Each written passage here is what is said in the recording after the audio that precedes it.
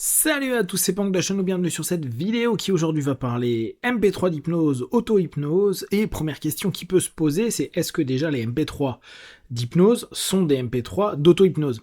Sachant qu'il n'y a pas d'opérateur directement en phase 2, mais que ça vient en hétéro-hypnose, c'est-à-dire une construction qui est souvent proposée par un hypno ou une personne qui est passionnée par l'hypnose. Donc déjà, on pourrait se dire, c'est pas de l'auto-hypnose, c'est de l'hétéro-hypnose. Néanmoins, la spécificité, c'est que pendant une séance d'hypnose, qu'est-ce qu'on peut constater la plupart du temps, c'est que on va avoir l'hypno qui va nous faire un préto, qui va un peu nous conditionner, nous permettre d'être dans le bon mindset. On peut vraiment reprendre ce mot état d'esprit, qui est déterminant pour la réussite de la session. Alors, bien sûr, là encore, ça va dépendre des obédiences, ça va dépendre de la façon de concevoir l'hypnose chez les praticiens que vous allez voir.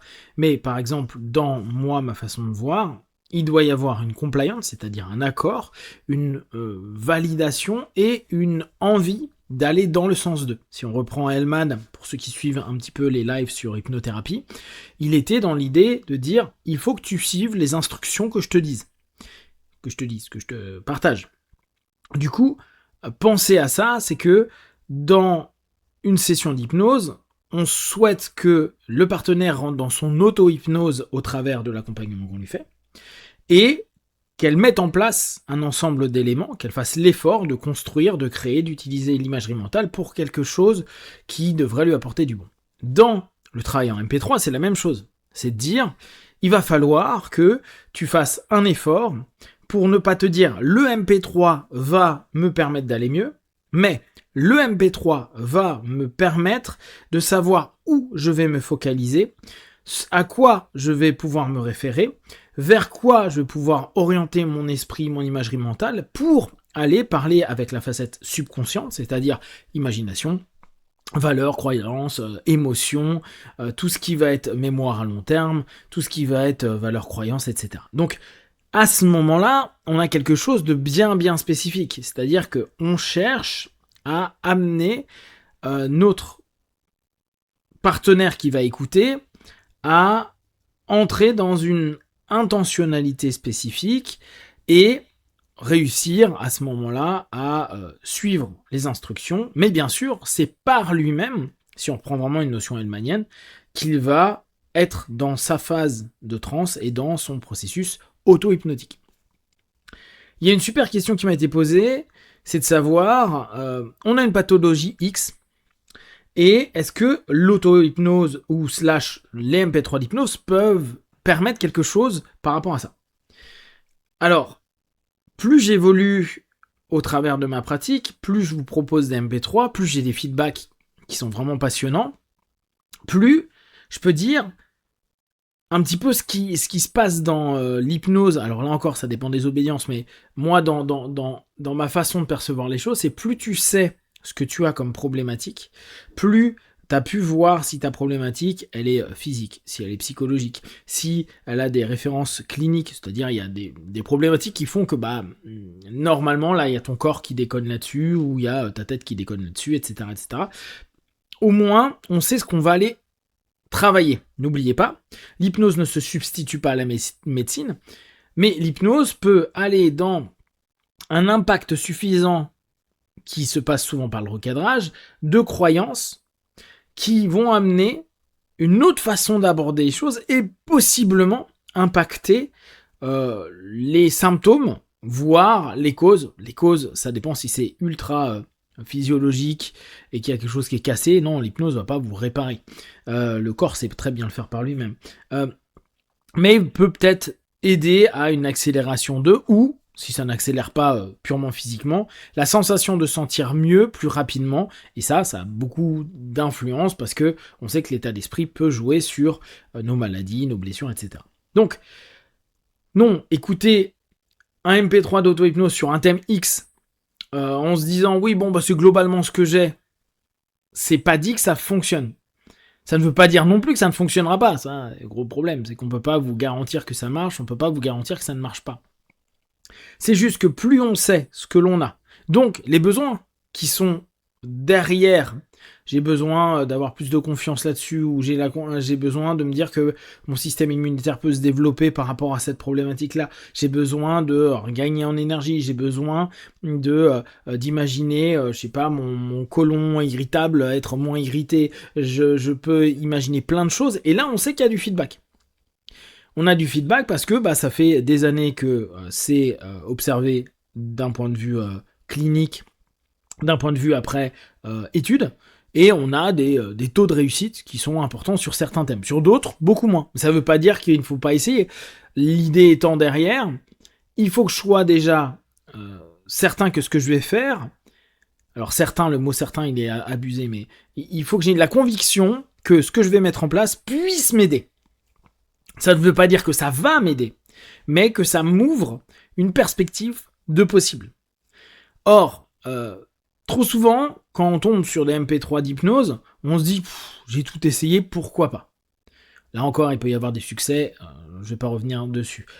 Mais la plupart du temps, si notre intention, et on revient à ce que je vous disais au départ, si je ne me mets pas dans l'état d'esprit de me dire « je tente quelque chose » et je sais globalement ce que j'ai, donc la sémantique qu'utilise l'opérateur ou l'opératrice qui a proposé le MP3, ça me plaît, ça me parle, je finis la session, je suis motivé, ou je me sens bien, ou je sens plus de légèreté dans mon corps, qu'importe ce que vous aurez choisi. Il y a derrière une notion qui dit, maintenant je vais m'investir dessus parce que ça me parle, c'est quelque chose qui, j'ai senti, me faisait du bien. Et vu que j'étais ouvert pour que ça fonctionne, parce que c'est vraiment ça l'état d'esprit, on peut tester, mais en se disant je vais vraiment m'appliquer dedans, je vais me plonger dedans pour que j'ai des résultats, des feedbacks, des phénomènes hypnotiques, voire des phénomènes post-hypnotiques, après les sessions. S'il y a quelque chose de cool, deuxième chose à faire, c'est maintenant je vais devoir répéter. Je vais devoir recommencer régulièrement l'écoute de ces audios. La plupart du temps, moi ce que je conseille aux gens, c'est de dire, testez sur une semaine déjà. Voyez si vous avez justement des phénomènes pendant la session. Est-ce que vous sentez déjà mieux, ne serait-ce que pendant la session? Est-ce que a posteriori vous avez vu une amélioration? Si au bout de 7 jours vous avez 0 amélioration, et alors encore moins si vous n'avez rien ressenti pendant la session, laissez tomber. Prenez un autre MP3. Peut-être que le thème choisi n'est pas le bon. Alors là, on revient sur quelque chose où parfois c'est un peu difficile seul de le savoir, mais on peut parfois attaquer certains symptômes, et en fait on a du bénéfice secondaire, globalement on a du gain à le maintenir même si c'est très embêtant, mais le fait de le perdre nous mettrait plus mal psycho-émotionnellement voire physiologiquement que de maintenir ce pathos. C'est étrange mais on fonctionne un peu comme ça.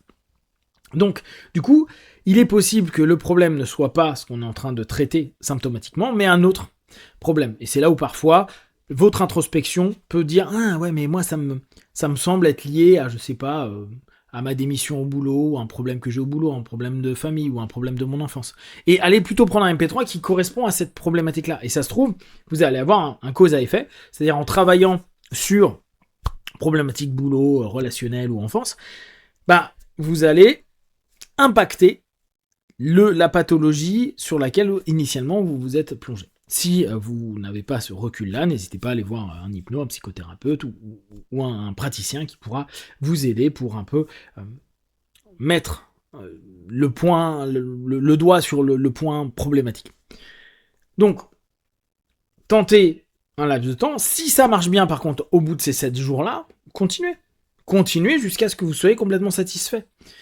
Bien sûr, si à un moment vous voyez que ça n'avance plus, mais que ça a déjà bien avancé, arrêtez. Soyez pas dépendant de l'audio. De toute façon, au bout d'un moment, vous allez quasiment automatiser ce qui est proposé dans les audios. Donc vous savez comment faire.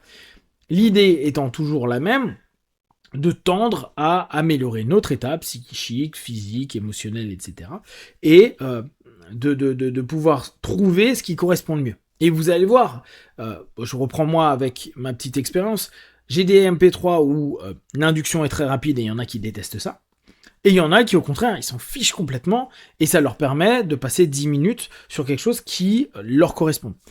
Il y en a, ils me disent « Pendant que 10 minutes, c'est trop court pour moi j'aime bien quand ça dure une demi-heure. » Et vous allez trouver des praticiens qui vont vous faire des audios avec des inductions en relaxation, des audios qui durent 35 minutes, 40 minutes, vous en trouverez, il n'y a pas de problème. Le tout, c'est toujours trouver quelque chose qui vous correspond le mieux. En souhaitant que ces quelques points puissent vous redonner quelques éléments clés pour le travail en auto-hypnose, la dernière chose peut-être à rajouter qui me vient en tête là, c'est ne cumulez pas plein d'auto-hypnose ou de MP3 en même temps. Faites un thème, avancez un peu dessus.